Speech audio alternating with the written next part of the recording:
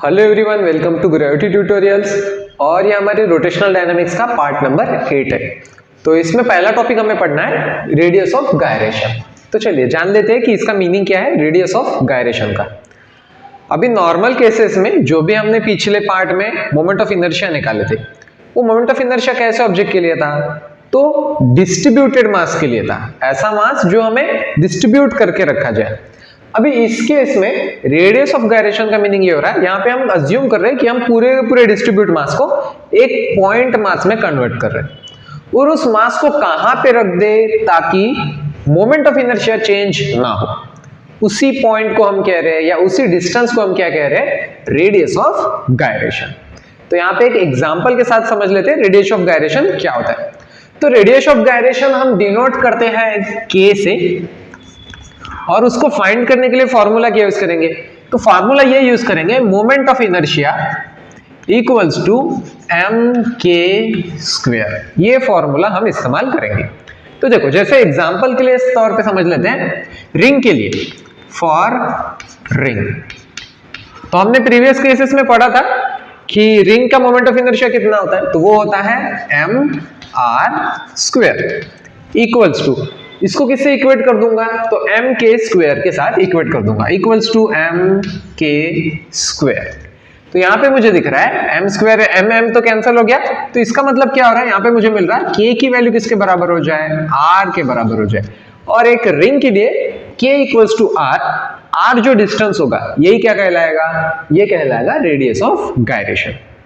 दूसरा एग्जांपल देखते हैं। जैसे हमने देखा था डिस्क के लिए, डिस्क जो था उसके लिए मोमेंट ऑफ इनर्शिया कितना था? तो वो था M R square divided by 2। और उसकी वैल्यू मैं किसके साथ इक्वेट कर दूं?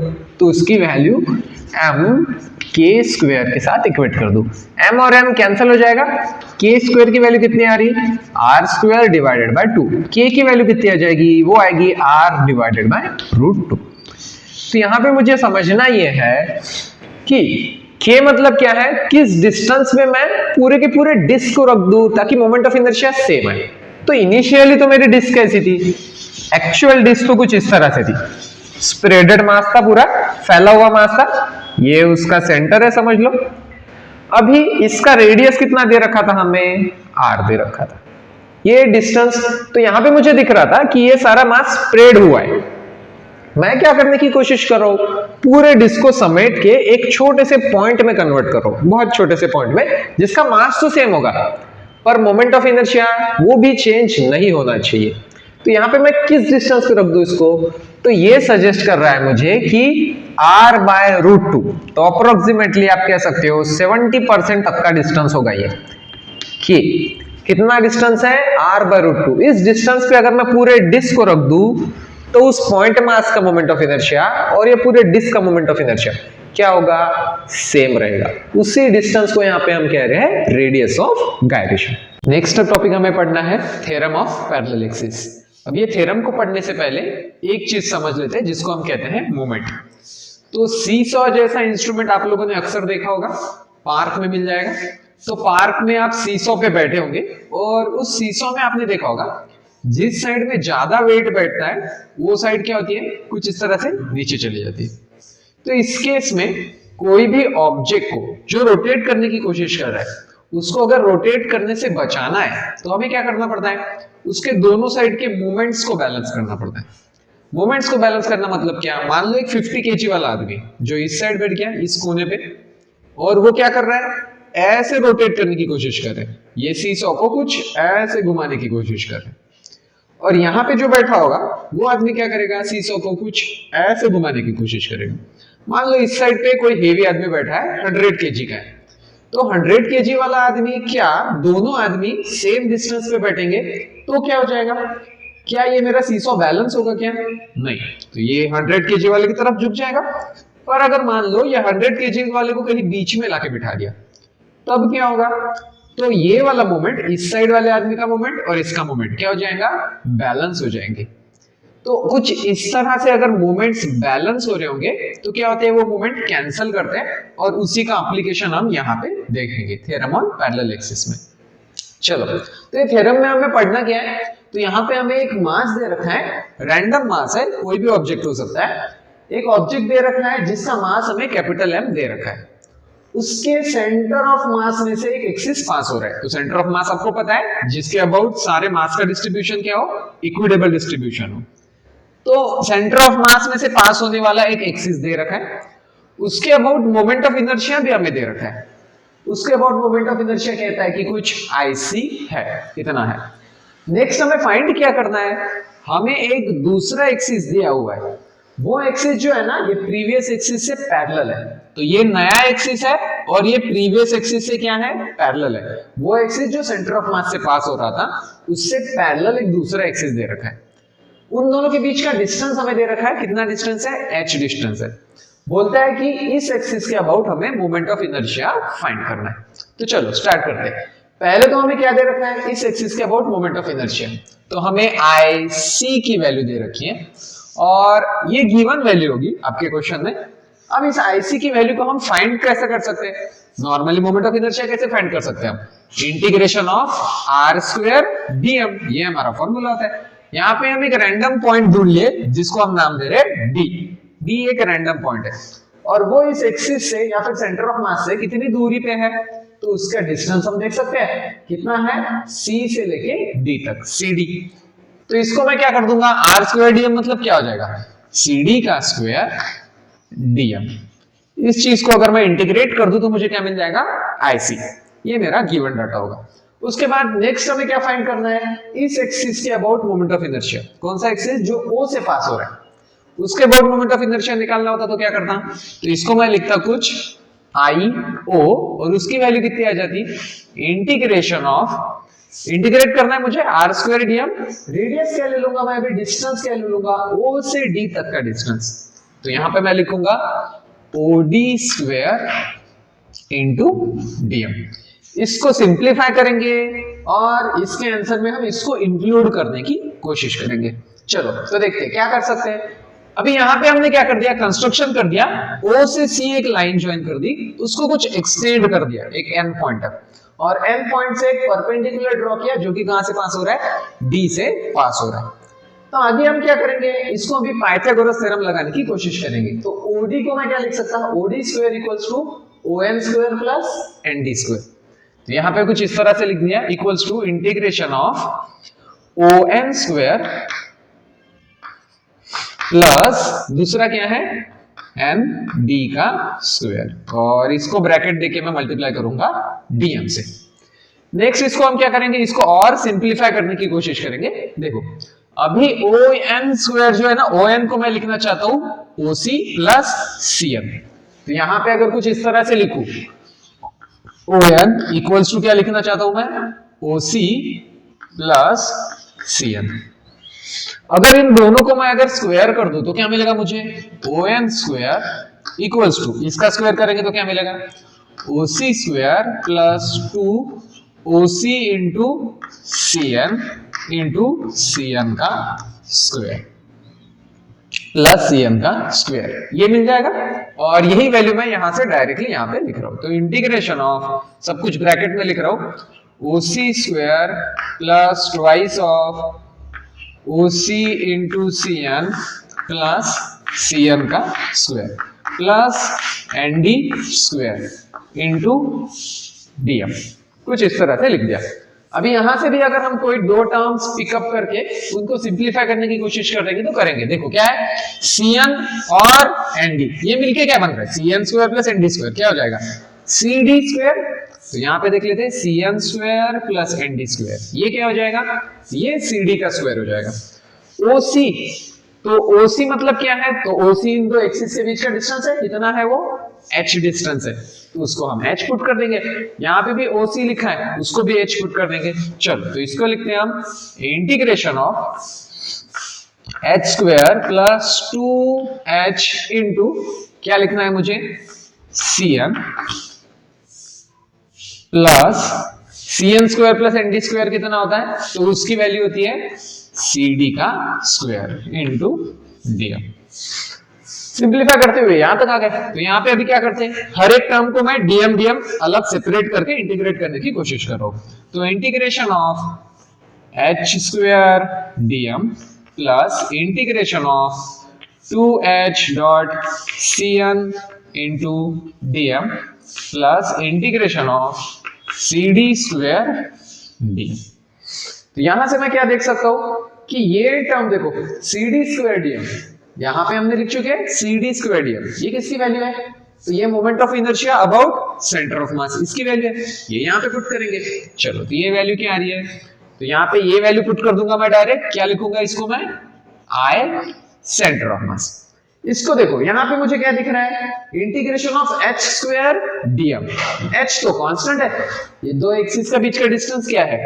कांस्टेंट है, तो h को क्या कर सकता मैं? बाहर निकाल सकता है इंटीग्रेशन, और इंटीग्रेशन किसका आएगा? सिर्फ dm का, और dm को अगर मैं इंटीग्रेट कर दूं, इंटीग्रेशन ऑफ dm मतलब क्या है? ऐसे छोटे छोटे पॉइंट मासेस को मैं ऐड कर दूं तो क्या मिल जाएगा मुझे? टोटल मास मिल जाएगा। तो इसकी वैल्यू क्या लिखूंगा मैं? तो इसकी वैल्यू आएगा capital M into H square. Integration of dm क्या आएगा? पूरा टोटल मास m प्लस यहां पे भी कुछ वैल्यू मिल रही है मुझे, इंटीग्रेशन ऑफ, वहां पर यहां पे जो कांस्टेंट है उसको बाहर निकाल लेंगे, क्या कांस्टेंट है? 2h कांस्टेंट है। Integration of cn dot dm plus ic। तो यहां पे हमें क्या वैल्यू मिल रही है? mh square plus 2hc plus cn plus dm plus ic, ये वैल्यू मिल रही है। नेक्स्ट हमें क्या करना है? cn इंटू dm, ये किस चीज की वैल्यू है? तो इसी को हम कह रहे थे मोमेंट, यही मोमेंट की वैल्यू है। तो यहाँ पे आप देख सकते हो cn जो है अलग अलग पॉइंट के लिए एक्सिस से डिस्टेंस बता रहा है सिर्फ। तो यहाँ पे भी जब मैंने आपको मोमेंट का मतलब बताया था, तो डिस्टेंस कहां से गिनना था आपको? किस एक्सिस के अबाउट, ये एक्सिस के अबाउट आपका ऑब्जेक्ट रोटेट कर रहा है, उस एक्सिस के डिस्टेंस को आपको बताना था। और हमें पता है सेंटर ऑफ मास के अबाउट हमेशा मोमेंट क्या होगा? जीरो होगा। क्यों? सेंटर ऑफ मास ऐसा पॉइंट है जिसका इधर जितना मास हो उतना ही मास इस साइड में भी होगा, सेम सेम मास होगा, सेम डिस्टेंस पे सेम मास होगा, इसलिए सारे मोमेंट क्या कर देंगे? कैंसिल कर देंगे।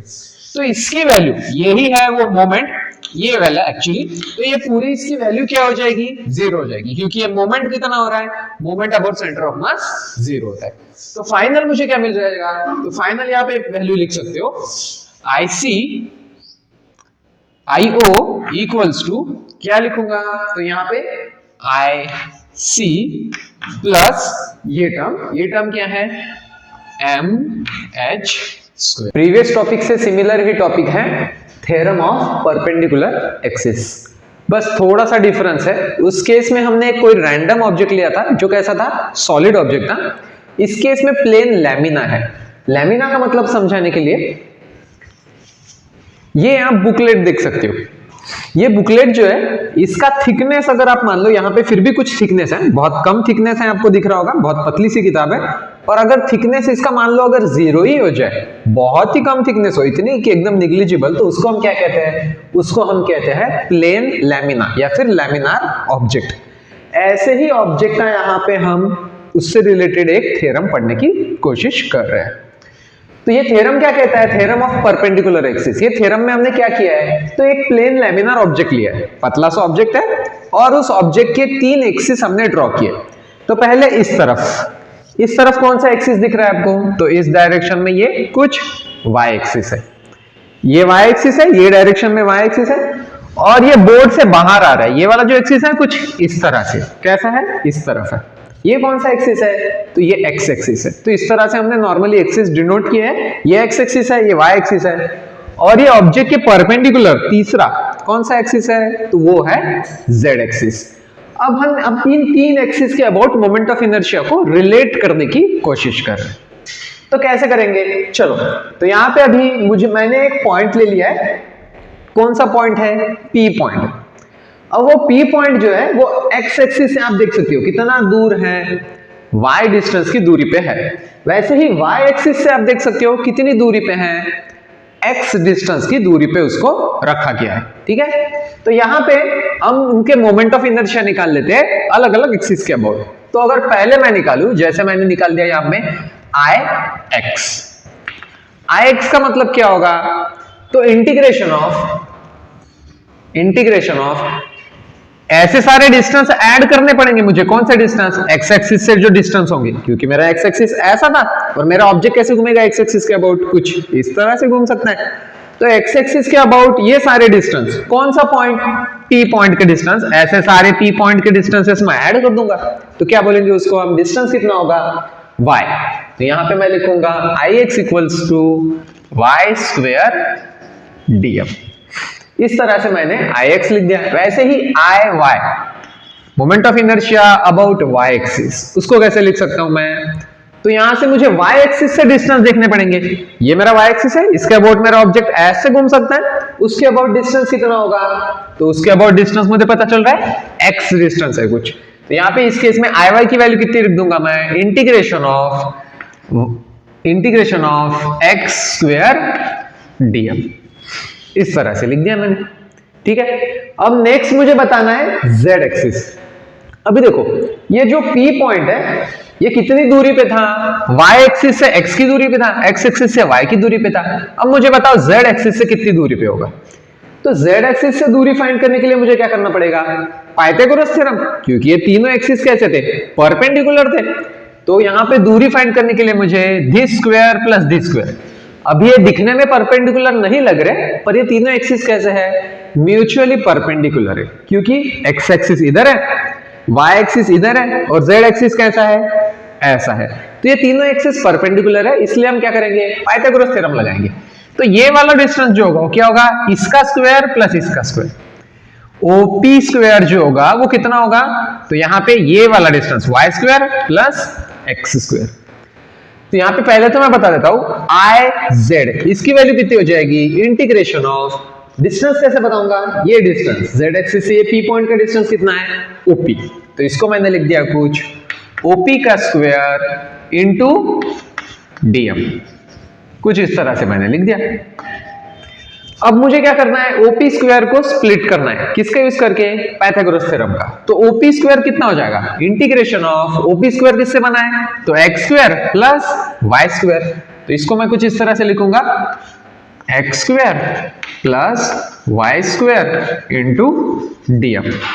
अब इन दोनों को हम सेपरेट कर देंगे, क्या लिखेंगे, integration of x square dm plus integration of y square dm। और integration of x square dm क्या होता है, ये वैल्यू है, क्या है, Iy। और integration of y square dm क्या है, ये वैल्यू है, प्लस Ix। तो इसका मतलब अगर मैं एक प्लेन लैमिनार ऑब्जेक्ट के लिए मोमेंट ऑफ इनर्शिया निकालूं, कैसे एक्सिस के अबाउट, दो म्यूचुअली परपेंडिकुलर एक्सिस के अबाउट, तो तीसरा वाला जो होगा, जो इस पूरे प्लेन के परपेंडिकुलर आ जाए, उसका मोमेंट ऑफ इनर्शिया कितना होगा, इन दोनों का एडिशन होगा। तो फॉर्मूला हमारा कुछ इस तरह से आएगा, Iz equals to Iy plus Ix, या फिर आप लिख सकते हो Ix plus Iy। Example 1.7 page number 16 से, a flywheel is a mechanical device specifically designed to efficiently store rotational energy. For a particular machine, it is in the form of uniform 20 kg disc of diameter 50 cm, able to rotate about its own axis. Calculate its kinetic energy when rotating at 1200 rpm. Use pi square equals to 10. Calculate its moment of inertia. It is in case it is rotated about a tangent in its plane. इस question में given data इस प्रकार दिया गया है, एक flywheel है, flywheel मतलब ऐसा एक मेटालिक शीट की तरह से बना है, जो जिसका शेप कैसे दिख रहा है अभी यहाँ पे, डिस्क जैसे, और वो ऐसे रोटेट कर रहा है और उसकी इंफॉर्मेशन दे रखी है। मास कहा गया है कि 20 kg है, इसका रेडियस 25 सेंटीमीटर है, जिसको हमने आगे मीटर में कन्वर्ट कर दिया है, और ओमेगा कितनी स्पीड से रोटेट कर रहा है, तो 1200 आरपीएम की स्पीड से वो रोटेट कर रहा है। बोलता है कि काइनेटिक एनर्जी फाइंड करो और मोमेंट ऑफ इनर्शिया एक टेंजेंशियल एक्सिस के अबाउट फाइंड करो।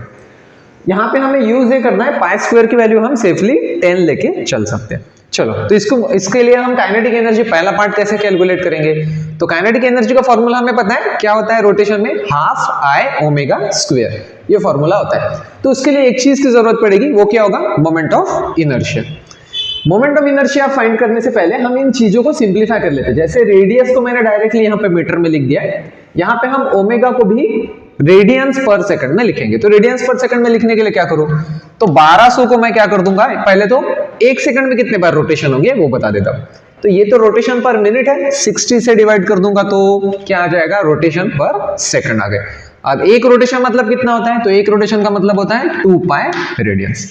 इसको हम सिंप्लीफाई कर लेंगे, क्या मिलेगा 0 0 कैंसल और ये 6 1 जा 6 2 जा, तो क्या होगा 20 इंटू 2 कितना होगा 40 पाई रेडियंस पर सेकंड। इतनी स्पीड से मेरा ऑब्जेक्ट घूम रहा है।